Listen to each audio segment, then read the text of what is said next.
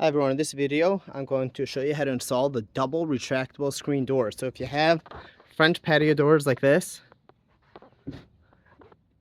so here's the door. So the problem is these doors generally do not come with screens. So a lot of people use are those magnetic ones that kind of slam in your face every time. Well, they get in your face every time you try to open and close the door, and they close magnetically. I think they're ugly, and I really don't like how they keep hitting you when you're going in and out. So with this one, it's retractable. It mounts on the frame. So over here is the frame. You just got to make sure that you have 3/4 inch depth over here and at least 1 inch space over here. So just make sure that everything works. If not, you might have to modify it.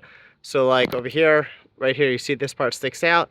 So I might need to modify that by either putting another piece of trim here or cutting this a little. We're gonna figure it out as we go through the install. So let me show you how it sets up. And so I bought it from Wayfair. You could buy it at other stores also, like Amazon, Home Depot, Lowe's. I got the Brisa one. Luminaire makes a extremely similar one. The main difference that I found between the Luminaire and the one from Larson, the Larson Brisa, is the Brisa one has what they call subtle stripes. So you'll see there's a line over here and a line up here. So this one is supposed to be adult height. This one is kind of like young child or animal height, pet height. So it helps you see the screen when it's sunny outside, and it's hard to notice sometimes you walk through it. So it comes with everything you need. It comes with a sill plate, the whole frame. It has 3 different sizes. So the width part, it's adjustable, the 66 to 72 inches with the standard one. You could cut it down to be shorter. The height, you need to buy the right height. So the height comes in a few different sizes. I think the Brisa comes in 3 separate sizes. So just got to make sure that you're getting the one you need. So over here, it says available in the short, which is a 6'6" door, standard, which is a 6'8" door, and tall, which is an 8-foot door. So I got the 6'6" door. My door is, I think it was 68 inches tall. And so I'm gonna go set this up and show you how it works. The first step is taking off all the packaging. So remove these tapes, any styrofoam pieces that you see holding it in. Just be careful not to scratch the finishes as you do it. You might want to put some sort of cloth down in order to protect everything while you're working. So these styrofoam pieces I'll just put on the side. So these are the top and bottom pieces. Look for the groove and then take the sill plate and slide it in all the way. Leave those 2 gray pieces in there. They are going to be pushed towards either end in order to help fill any gaps. So once you have this piece on, you're going to slide it in to over here until you hear the snap. Make sure the door part comes into this groove and it doesn't get stuck. So once you slide it in, it's going to look like this. And then you'll push it in afterwards once you have everything lined up. You want to do this on the floor. I'm just doing it standing up to help show you how it's done. It's easier to do it for me for the video. So once you put that bottom track in, do the same thing for the top track. So that just slides into the corner. Then you do the same thing over here, making sure the door is latched properly. And then afterwards, you stand the whole thing up and put it into the door frame like this. Depending on how it sits, it might sit above, a little lower, etc. On the bottom, if you have a gap over here, like I do, you want to put some sort of support here because otherwise when people push down, it's going to be a little wobbly. Once this is in place, you got a couple of screws to put in. You're going to put in sill screws. So before you do the sill screws, it tells you to put 1 screw up here in the corner, so just to hold it in place. When I did it, I actually did the top 2, 1 on each side, because I felt it's easier to keep it sturdy, but it tells you just do one. And then once you get those 4 screws in, you're going to put the sill plate screws in. So you're going to measure 4 inches from the center. So take your center, go 4 inches here, 4 inches here. It doesn't have to be exact. And basically you're going to push down, the screw here, and then over here, see this moves, right? So what you're doing is you're going to cut it. So like over here, I'll just cut a small piece over here in order that it pushes in and closes this gap, so you don't have any gap. Depending on how you do the door, so mine isn't really sitting perfectly flush. I could put a new piece of trim here to push this out a little.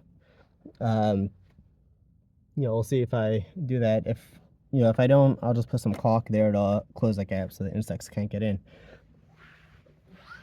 On this side, it's the same thing. I'm gonna push it tight before screwing it in.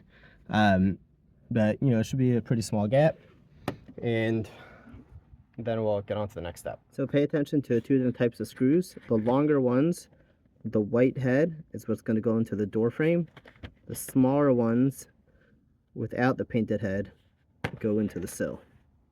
So you put in those top 4 screws on the frame, and then you put in those sill screws over there and over there, and then everything should be in place. Now you can just test the doors. Open it about halfway and let it go slowly. Do the same thing for the other side.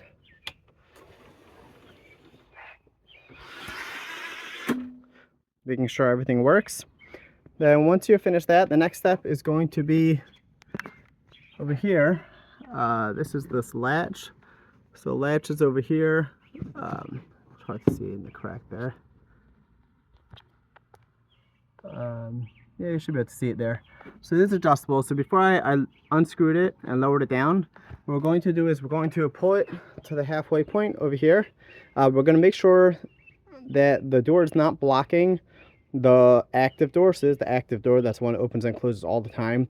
There's the passive door. There's the one that only opens when I want to. It's got latch on top and bottom.